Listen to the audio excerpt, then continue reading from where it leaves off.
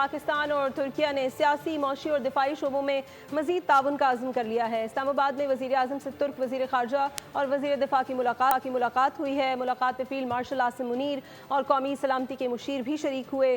ترک وفد کی پاکستان میں اہم مصروفیات رہیں۔ پاک ترک دوستی میں نیا سنگ میل۔ اسلام آباد میں ترک وزیر خارجہ خاقان فیدان اور وزیر دفاع یاسر کلر کی پاکستان کی سیاسی اور فوجی قیادت سے اہم ملاقات میں وزیر اعظم شہباز شریف، فیلڈ مارشل عاصم منیر، قومی سلامتی کے مشیر اور وفاقی وزراء بھی شریک ہوئے۔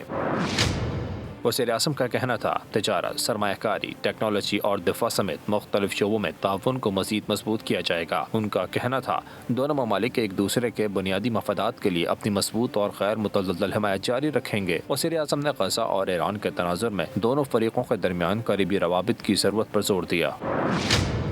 وزیر اعظم نے بھارت کے ساتھ حالیہ تنازع کے دوران پاکستان کی مستقل حمایت پر ترک حکام اور قیادت کا تہہ دل سے شکریہ ادا کیا۔ اس سے قبل نائب وزیر اعظم اسحاق ڈار کی ترک وزیر خارجہ کے ہمراہ پریس کانفرنس ہوئی۔ ترک وزیر خارجہ نے کہا دونوں ممالک باہمی تجارت کو $5 ارب تک بڑھانے کے خواہاں ہیں۔ قبرص پر پاکستان کی حمایت ہمارے لیے انتہائی اہم ہے۔ TPAO and the National Oil Company of Pakistan has signed an agreement in April of this year, and it is actually a very important step. Stance of brotherly Pakistan on the Northern Republic of Turkish Cyprus is very important for us, and we are grateful for the support they have rendered on this. Ishaq Dar کا کہنا تھا دونوں ممالک تعاون کا نیا دور شروع کرنے کے لیے تیار ہیں۔ We are pursuing establishment of a special economic zone dedicated for Turkey entrepreneurs at Karachi. We have already allocated land for construction of Marif School in Muzaffarabad. A Marif Foundation delegation is visiting Muzaffarabad today and visiting the site for evaluation.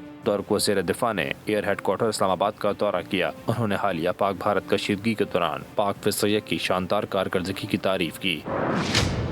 ترجمان دفتر خارجہ کے مطابق ترک وزیر خارجہ اور وزیر دفاع پاکستان کا دورہ مکمل کر کے وطن واپس روانہ ہو گئے۔